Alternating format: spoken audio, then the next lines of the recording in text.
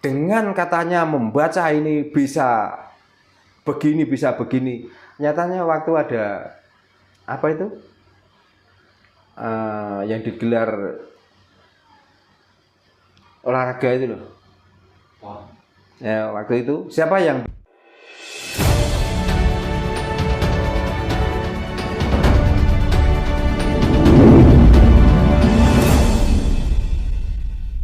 kadang saya gini Pak melihat ketika penentuan awal bulan ya, pakai teropong kan, malam tadi kan pakai teropong, kan belum kelihatan, wah berarti besok ini tanggal kan gitu.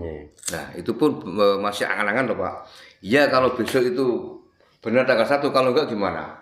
Nah makanya, lagian kalau itu urusan ibadah dengan Tuhan, kenapa kok mengikuti bulan? Berarti kan sama dengan meyakini bahwa Tuhan itu bulan. Betul. Tanpa munculnya Tuhan, dia tidak akan berani mengawali. Kalau hari puasa tidak makan dan tidak minum. Kan sudah jelas. Makanya nggak salah kalau di tempat-tempat ibadah itu pakai simbol bulan. Jangan-jangan yang dimaksud Tuhan yang begini, yang begitu itu bulan. Gitu loh. Tapi kalau diomongi tentang hari dan bulan, kadang-kadang Allah itu gugon Tuhan, itu klenik. Tapi dia mengimani bulan ternyata. Tidak mau mengakui. Tidak mau mengakui.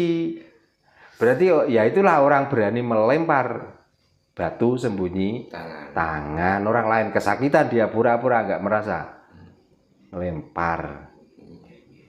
Nah itulah makanya orang Jawa itu harus cerdas. Kenapa kok menetapkan hari tanggal 1 saja harus neropong bulan dan lain sebagainya. Kalau nggak bulan itu kelihatan kok nggak berani mengakhiri orang berpuasa. Jangan-jangan Tuhannya nanti bulan. Yang diagung-agungkan, yang dikatakan di atas, yang maha tinggi. Memang nggak ada bulan itu di tanah, nggak ada kok memang. Adanya di langit kok. Nah, berarti kan sudah kelihatan bahwa sebenarnya Tuhan yang diagung-agungkan itu berarti bulan. Gila, berarti orang Jawa itu jus Pak ya.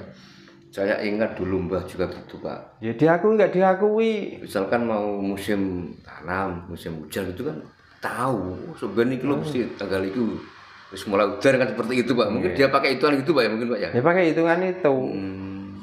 Dan itu pun pasti Pak maksudnya. Selisih pada satu hari 2 hari. Sekarang gini saja.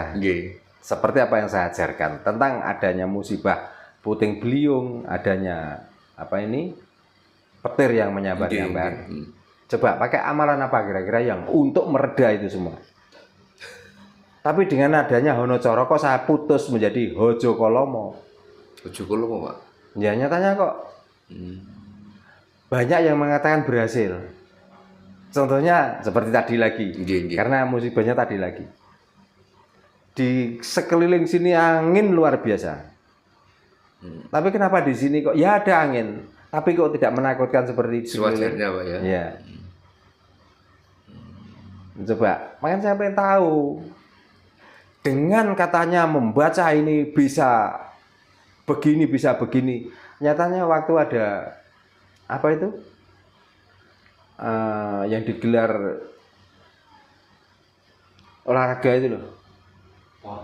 Ya, waktu itu siapa yang bisa MotoGP di NTB itu di Lombok itu Pak kemarin itu. Siapa orang yang bisa mereda hujan waktu itu? Orang Jawa Pak. Orang Jawa toh? Iya. Nah orang-orang yang bisa sibuk mengajarkan amalan-amalan dikiran itu lo kemana adonan? Kok gak memberanikan diri? Sudah serahkan saya. Setelah itu berhasil apa katanya? Musyrik, sirik, dan lain sebagainya. Bikin fitnah. Padahal tanpa orang Jawa Pak kemarin itu waktu di Lombok itu batal loh Pak.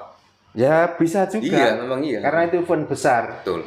Itu berapa triliun yang rugi negara. Nah, ya. Kenapa kok enggak orang-orang yang selama ini mengajarkan yang katanya dia dekat dengan Tuhan, yang katanya dia keturunan Nabi, yang ada lagi yang memperlihatkan di YouTube ceramah tiba-tiba melirik ke atas gini dan mengatakan dia itu melihat Nabi.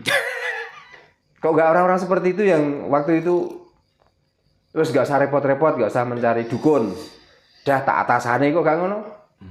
Tapi begitu melihat orang berhasil, apa yang terjadi?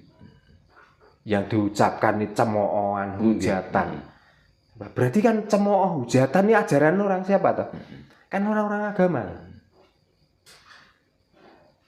Makanya kalau ini terus-teruskan, negara ini akan menjadi negara dongeng akhirnya. Padahal dengan apa yang dilakukan Mbak Rara ketika itu Pak, itu suatu bentuk Pak. Jadi beliau itu menunjukkan kehebatan orang Jawa. Dari intinya itu agar orang-orang kita yang sebenarnya masih ya kalau dibilang hebat memang hebat. Cuman kan gini, kalau kita mampu kenapa tidak? Nah, gitu loh. Betul Pak. Kenapa harus pakai orang lain Pak ya? Ngapain kita tuh banyak ngomong daripada tidak ada bukti? Mendingan kita buktikan. Untuk apa keluar-keluar? Terus setelah itu apakah Mbak Rara waktu itu lalu apa? Dia mengajak orang banyak, ayo ikuti aku supaya kamu bisa seperti saya. Kan enggak toh? Coba kalau orang-orang itu bisa satu saja, ya entah apa yang dihasilkan lah. Nanti lah yang namanya kurofat, yang namanya dogma, yang namanya doktrin luar biasa. Nanti lah memaksa-maksa kita tuh harus diikuti. Ketemu harus salaman, harus mencium tangannya, karena dia tuh wali, karena dia tuh pemilik surga, dia yang membawa kuncinya surga, nanti lah gitu. Wis diomongi, wong Jawa kuwi wis ora butuh swarga, gak usah diajari swarga nemen-nemen, percuma rugi. Orang Nusantara kelihatannya wis gak butuh swarga. Yang dibutuhkan sekarang tuh swalego. Karo weteng wareg itu yang dibutuhkan. Karena daripada agama tidak mengajarkan orang menjadi dari melarat menjadi kaya, orangnya dari susah menjadi bahagia. Untuk apa di sini disebarkan terus-menerus? Semuanya itu nggak ada ajaran seperti itu. Ajarannya cuma untuk mengenali nama orang, untuk mengenali sejarah masa lalu. Lah orang yang dikenali dan sejarah masa lalu itu kalau mau ditulis susah. Tahun tertulis tapi belum tentu tahun itu orang itu ada dan orang itu melakukan seperti apa yang diceritakan itu. Nggak mungkin. Makanya kalau mau dicari pembuktiannya, waktu ini orang ini berjalan dari sini ke sini, bekasnya mana? Coba. Tapi kalau sudah ngomong empu tantular, sudah ngomong empu barada, sudah ngomong empu yang paling terakhir empu supo, hasilnya kan masih ada semuanya, tentang pusakanya, tentang bangunannya, kan semuanya masih utuh. Lah orang-orang yang diceritakan itu peninggalannya apa? Ada. Setiap negara yang dikatakan waktu itu ditempati malah sampai sekarang diseruh. Coba. Terus ada yang ngeklaim lagi Jawa adalah pintu tarim. Coba. Apa kira-kira disian wong Yaman daripada orang Jawa? Tempat di sini apakah Jawa ini berdiri itu karena orang-orang Yaman awalnya? Coba. Sekarang sudah terbukti banyak. Ya, nggak ada apa-apa tiba-tiba di situ didirikan nisan. Apa itu?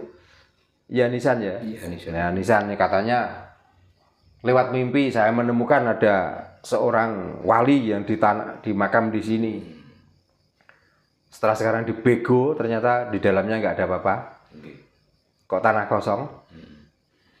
Nah ini buktinya bahwa orang-orang itu sebenarnya mau merebut Nusantara ini dari orang-orang Nusantara. Maka orang Nusantara digilakan dulu otaknya. Setelah gila, gampang untuk menguasai orang Nusantara. Ngomongnya ada pasukan gajah, tapi buktinya sampai sekarang kok nggak pernah ada yang menemukan taring gajah di sana, Pak ya. Nah makanya paling nggak kan waktu itu gajah itu matinya kan kena kerikil-kerikil dari neraka toh.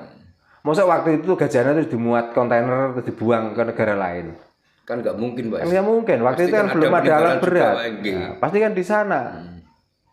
Pasti ada. Nah, masa wong kono iku gak tahu duduk-duduk lemah kira-kira. Kok gak tahu petuk taringnya gajah. Paling tidak tulangnya lah, tulangnya gajah. Gitu loh. Makanya itu adalah tafsir-tafsir orang mimpi, cerita-cerita orang mimpi yang dipatenkan dan itu sudah berani disiarkan. Makanya sadarlah, takutlah. Masa kita itu mau mengikuti pembohong terus-menerus sampai sekarang? Kita diajari untuk membohongi terus-menerus dengan embel-embel pahala. Coba. Mendingan kita ngomongkan Candi Prambanan. Mendingan kita ngomongkan Candi Cetha, jelas. Bukti juga ada. Bukti juga ada.